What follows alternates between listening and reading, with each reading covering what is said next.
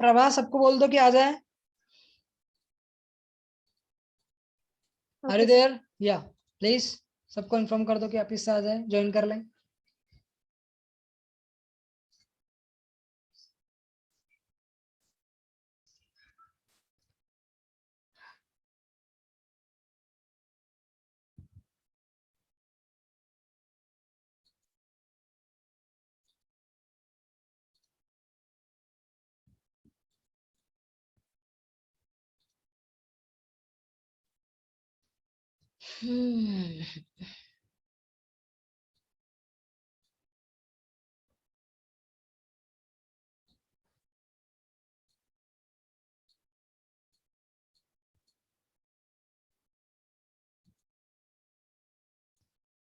Okay, बाकी नहीं आ रहा है क्या?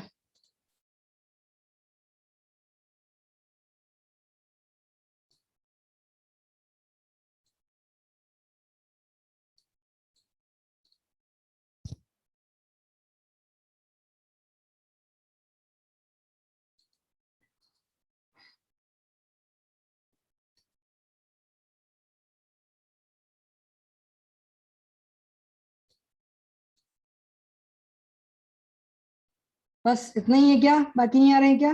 और आ रहे होंगे सर। या उनसे बोला करो कि इमीडिएटली ज्वाइन कर ले ताकि टाइम वेस्ट ना हो अपना।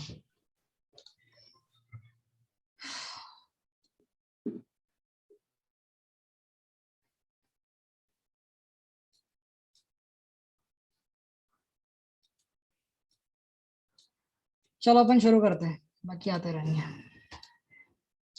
ओके, अब यहाँ पे टोटल फोर्स F।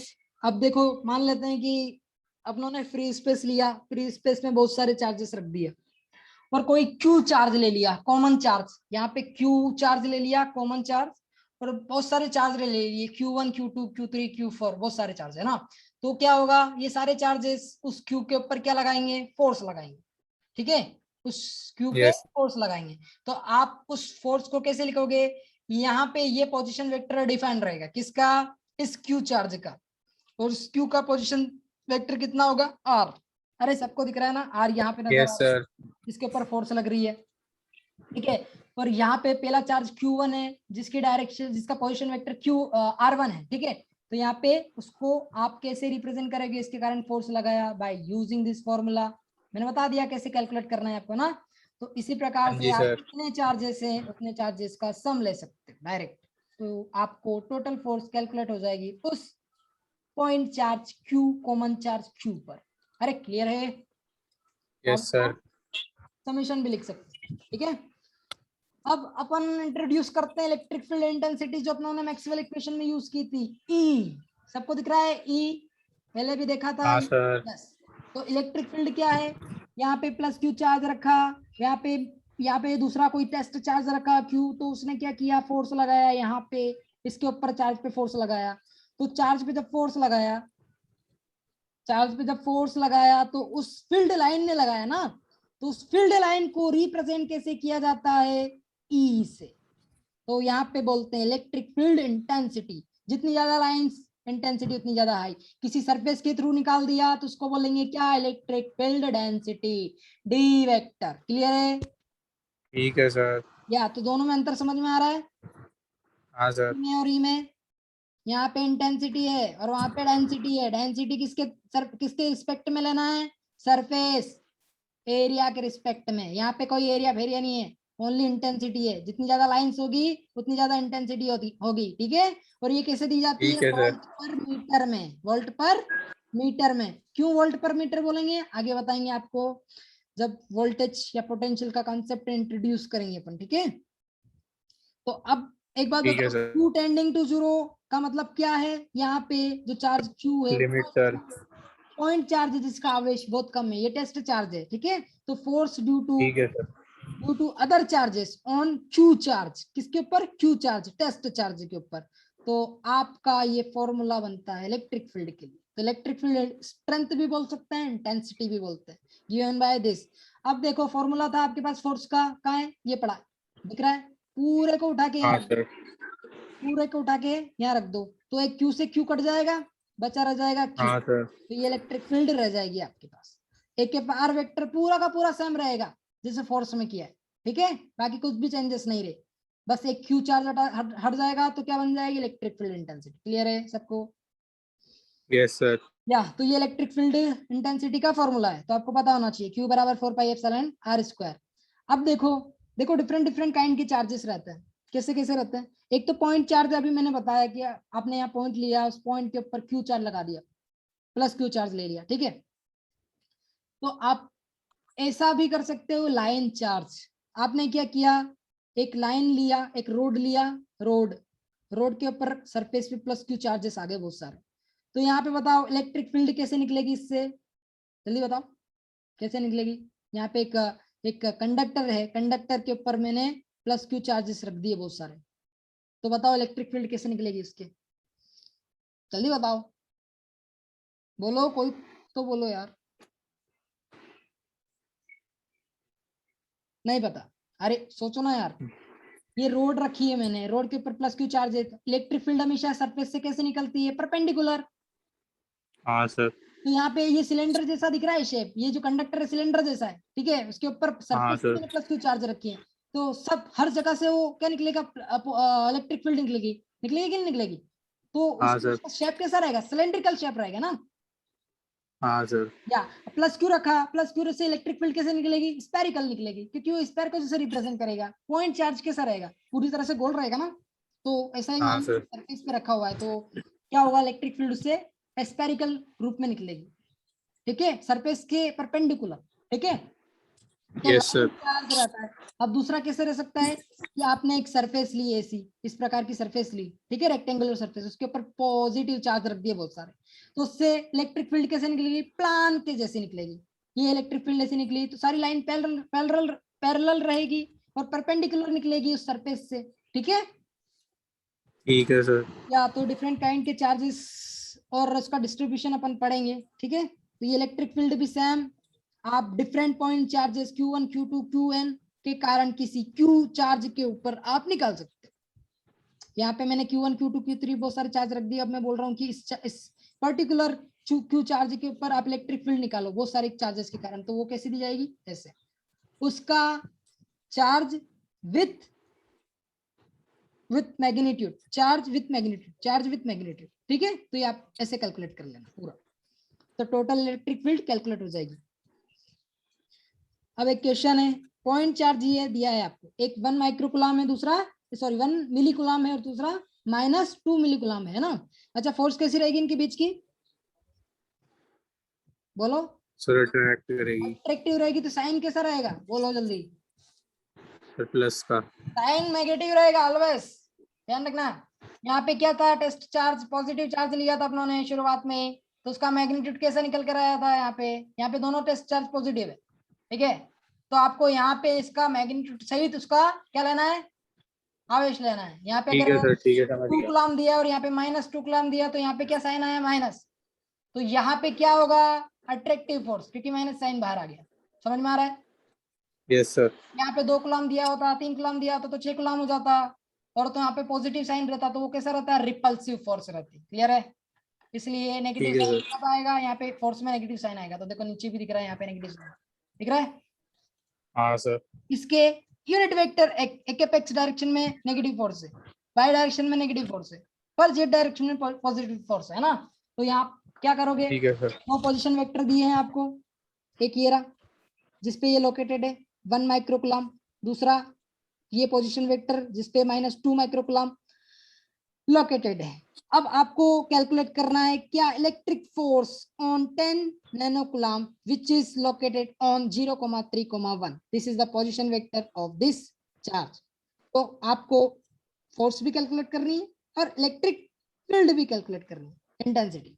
तो आप पहले क्या करोगे, कितने चार्जेस है, बोलो जल्दी। Sir charges 3। 3 चार्जेस है, 2 चार्जेस क्या कर रहे हैं, फोर्स किस पे कैलकुलेट करना है, 10 नैनोकुलम पे, है ना। तो यहाँ पे क्या हाँ किया, सर। ये 2 चार्ज यहाँ पे रख दिए, और 10 नैनो कूलम यहाँ पे रख दिया, इसका पोजीशन वेक्टर यहाँ पे डिनोट कर दिया और इसका भी पोजीशन वेक्टर डिनोट कर दिया। अब इसके कारण पहले फोर्स कैलकुलेट कर लेना, तो इसके कारण फोर्स किसी रहेगी, ऐसी दिख रही है सबको ये मैग्नीट्यूड सबका। तो पहले हाँ सर 0,3,1 रखेंगे, क्योंकि जिसके ऊपर फोर्स कैलकुलेट कर रहे हैं उसको पहले रखेंगे, फिर माइनस किसके कारण कर रहे हैं, पहले 1 मिली कूलम के कारण कर रहे हैं, तो 3 - 2, सबको दिख रहा है ना, ये पॉइंट रख दिया। हाँ सर ठीक, उसका मैग्नीट्यूड डायरेक्टली आप मैग्नीट्यूड लेके क्यूब कर देना, ठीक है। सिमिलरली आप -2 यस सर का मैग्नीट्यूड पूरा पुट कर देना इसमें, जितने भी चार्जेस है। यहाँ पे क्यू इन्होंने पहले से ही कॉमन ले लिया है, ताकि अपनों को पता है कि 10 नैनो कूलम यहाँ पे भी रखेंगे और यहाँ पे भी रखेंगे तो दोनों में से कॉमन आ जाएगा, तो उन्होंने पूरा ही कॉमन निकाल लिया, ये पूरा कांस्टेंट, ठीक है। अब यहाँ पे इसका कूलम का आवेश कितना था, 10⁻³ 1 मिली का मतलब 10⁻³ होता है ना, बोलो।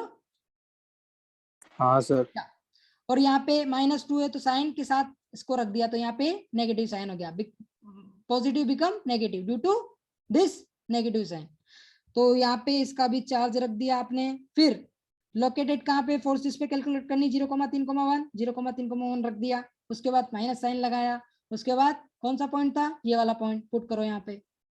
अब उसका मैग्नीट्यूड ले लो, मैग्नीट्यूड का क्यूब कर दो। अब इसको सोल्व करो, ये कितना होगा, -3, 0 में से -3 गए तो -3 बचेगा, फिर ये 1 और यहाँ पे 2। अब -3 1 और 2 का क्यूब कर लो, -3 का क्यूब कितना होता है 9, प्लस 1 का सॉरी प्लस 3 का स्क्वायर कितना होता है 9, 1 का स्क्वायर 1, 2 का स्क्वायर 4, इसलिए ये भी करोगे तब भी यही रिजल्ट आएगा, और आप डायरेक्ट भी कर सकते हो, ठीक है। अरे यस बोलो सर या। अच्छा यहाँ Yes, पे sir. बताओ 3/2 क्यों हुआ, कौन बताएगा, यहाँ तो क्यूब चल रहा था ना। सर क्योंकि यहाँ पे सिर्फ स्क्वायर हुआ, जबकि वहाँ पे 3 दिया और उसमें से माइनस करके सर।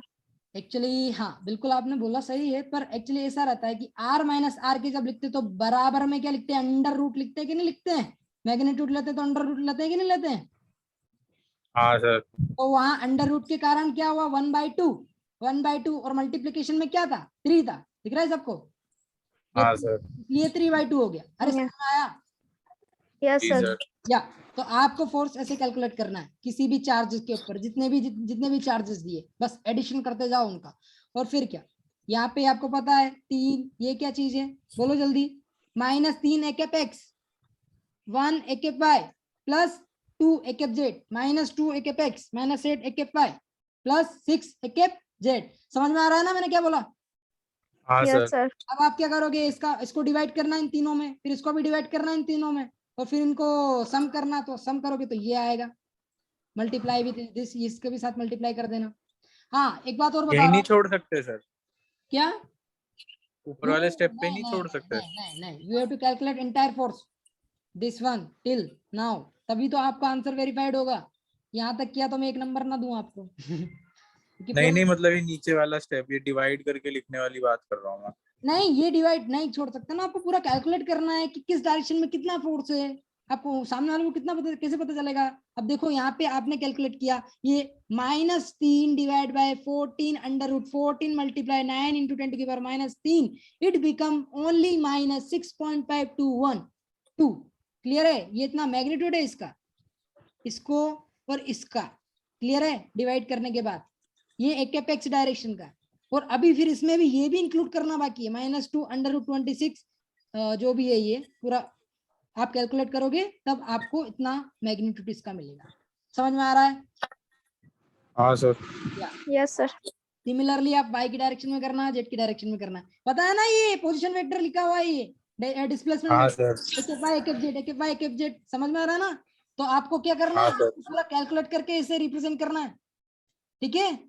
असाइनमेंट में दूंगा मैं ऐसा क्वेश्चन आपको, तो आपको पूरा कैलकुलेट करना है। अब ना इलेक्ट्रिक फील्ड कैलकुलेट करनी है, तो अपनों ने क्यू को, अब देखो यहाँ पे आप क्या करोगे, या तो जिस पे फोर्स कैलकुलेट कर रहे हैं ना उस क्यू को एज इट इज रख दो, ताकि बाद में जब इलेक्ट्रिक फील्ड कैलकुलेट करोगे तो क्यू से क्यू कट जाएगा, दिख रहा है ना सबको, यहाँ फोर्स रख दिया, ये फोर्स यहाँ पे इन्होंने यहाँ हाँ पे सर मैग्नीट्यूड शो करने के लिए उस क्यू का भी वैल्यू लेके यहाँ पे पुट कर दिए, ठीक है। तो आपको याद रखना है, आप ऐसा भी कर सकते हो, और डायरेक्ट इलेक्ट्रिक फील्ड ही कैलकुलेट करनी है तो आपको डायरेक्ट क्यू से क्यू काट देना है यहाँ पे, हो ना।